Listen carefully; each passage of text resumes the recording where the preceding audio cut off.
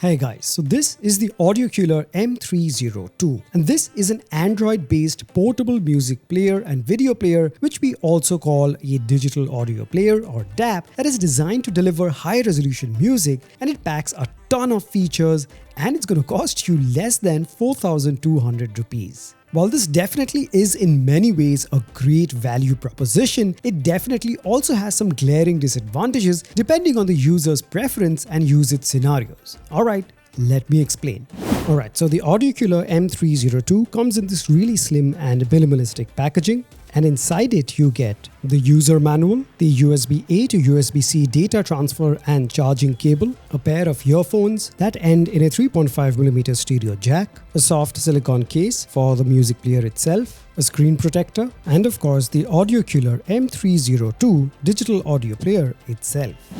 Okay, let's talk about the specs of this device. So the AUDIOCULAR M302 has a 4.02-inch full touchscreen IPS display and a resolution of 640 by 1136. It runs Android 9 and is powered by the MediaTek MTK6750 chip. It has 16GB of internal storage, but it can be expanded up to 512GB via microSD card. It supports dual-band Wi-Fi and rocks Bluetooth version 4. Inside it, it packs a 2000 mAh battery and it charges via USB-C. It supports MP3, OGG, FLAC, AAC, WAV, WMA and APE audio formats, and in terms of video formats, it supports RM, RMVB, FLV, MP4, DAT, MKV, MPG, MOV and TS. It comes pre-installed with Spotify, Amazon Music and supports manual system updates. Okay, now let's talk about the build quality. So the build is plastic and its price point, I really can't complain. It doesn't feel cheap and flimsy. For the price, this is definitely more than okay. Now the screen does come pre-installed with a film and you also get an additional screen protector in the pack, and the resolution of the screen, while not the sharpest, you'll definitely get by for watching basic videos up to a resolution of 1080p and for viewing images as well. Now, as for the physical tactile buttons, so on the right side you have the volume rockers, in between you have a hole for the microphone, and this is the power button. Below that you have the microSD card slot. At the bottom you have your 3.5mm headphone jack, you have another microphone, and you have the USB-C port for data transfer and charging. And on the top, you have the speaker grill because it has an inbuilt speaker. Now in the front, you just have one touch capacitive button, which is kind of used as the home button. So a single press will take you back or take you home. Double press will take you to the first home screen. If you long press, it'll open your recent apps. Alright, now this has some good and bad stuff about it. So I'm going to keep it very clear, to the point, and not really beat around the bush. First, let's start with what's good. Okay, starting off, the screen is not bad for a device that is going to cost you less than 4,200 rupees. It gets sufficiently bright for indoor use, and if you want to watch YouTube videos on this, you could do that, and the speaker of this device also gets plenty loud for personal use. Is it the sharpest display? Nope, but as an ultra budget-friendly device, it's more than okay. Next, being an Android-based system, you can use this basically like a smartphone, barring the fact that of course you can't make calls and it doesn't have a SIM slot, quite obviously. So you can go to the Play Store and download your favorite apps like you would on your phone. Just don't download something like Truecaller or Google Pay, because how the heck are you planning to use them? So you get the idea. Next, the form factor is super compact. It is slim and easily slides into your pocket or backpack and makes this ultra portable and lightweight. Next, the expandable storage is great for you to store a ton of music and videos to listen to and watch when you're not connected to Wi-Fi or traveling. You can simply connect the device to your laptop or PC using the supplied cable and just copy, paste or drag and drop the files in their designated folders. Just make sure the video is in the right format and is up to or below 1080p resolution.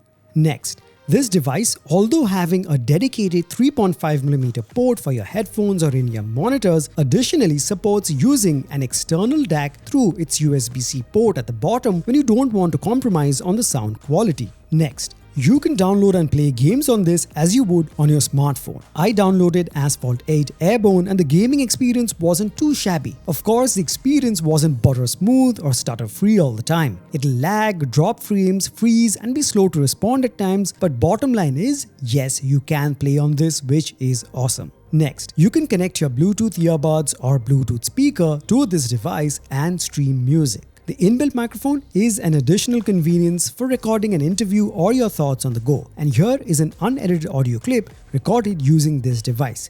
Have a listen. So the sound you're hearing right now is being directly recorded using the inbuilt microphone of the AUDIOCULAR M302. And this device is about 4 to 5 inches away from my mouth. So this is the kind of volume or quality that you can expect from this microphone. So let me know in the comment section below how the quality is. Okay, back to the video. Needless to say, your entire Spotify, Apple Music and YouTube Music playlist will be conveniently available on this device as soon as you log in through those apps, and you can use them as you would on your smartphone. And I guess that about sums up the good. But as the saying goes, all good things must come to an end. And now we have to talk about what's bad. Okay, starting off. This runs on the MediaTek MTK6750, which is a really outdated chip from around 2016 or 2017 and has a lot of limitations, especially when you compare it to 2025 standards. Now this area at the back right above the USB-C port, this gets noticeably hot as you start to use this device. So some definite heating issues that will ultimately hinder its performance in the form of stutters or videos playing at really low frame rates when using YouTube, and especially when playing games. Battery life is not great, especially if you want to watch videos and play games all the time. It'll drop noticeably fast. For just listening to music with the screen off, it does a fairly good job. Next, the sound output from the included earphone is just plain bad, so don't even think about using them. Now the only use case scenario or use for these earphones is that because the M302 has the option for radio, you can plug in its 3.5mm jack to 3.5mm port on the M302 and use it as an antenna so that you can listen to radio. And that is all. Now additionally, the 3.5mm port also outputs very bad quality even when you plug in your best in-ear monitors. So basically it has a very cheap quality DAC built inside. So it's best to use an external DAC and plug it into the USB-C port, since this does support external DACs, and then plug in your favorite in-ear monitors to this DAC. This definitely improves the sound quality by leaps and bounds, but since I've used my IEMs elsewhere, even with this DAC, the sound quality felt like it was at 85% and not unleashing its full potential. Next, Bluetooth version 4 is quite outdated to say the least. While it's fine for basic wireless listening, it bottlenecks audio quality, range, latency, and modern features, which matters more if you plan to pair this M302 with high-end or newer wireless headphones, and it's limited to SBC and AAC, so no support for lossless transmission like LDAC, etc. If you plan to watch movies on this, you'll have to make sure it's nothing above 1080p resolution, as otherwise you'll hear the sound but it won't support video playback. So no, it doesn't support 4K videos. Next, the touch response, while not bad by any means, can feel a tad bit sluggish and not as smooth when you come from a smartphone that you're using in 2025. Now, this is me being very ruthless, but just pointing it out so that you don't expect the same smoothness that you get from even your budget smartphones, as they mostly now come with a 120Hz refresh rate. Also, there is no navigation button apart from this single touch-sensitive button in the front, as I mentioned, which acts as the back button. So when muscle memory kicks in from using your smartphones, this takes some getting used to. Alright, now let's summarize. So if you're someone who is on an ultra-tight budget and want a music player that's slim, lets you store a ton of high-resolution music, watch videos, play games, and has support for an external DAC, the AUDIOCULAR M302 is your go-to device at this ridiculously low price point. While basic and outdated in many ways, each time you consider its price, you'll really not be bothered by the caveats, as it offers crazy good value. However, if you are in the market for the absolute best audio, wanting your in-ear monitors to sound their best, don't want to compromise on build quality, and want to have something that's more in line with 2025 and beyond, you would definitely want to save up and get something that delivers exactly that, but at a much higher price point.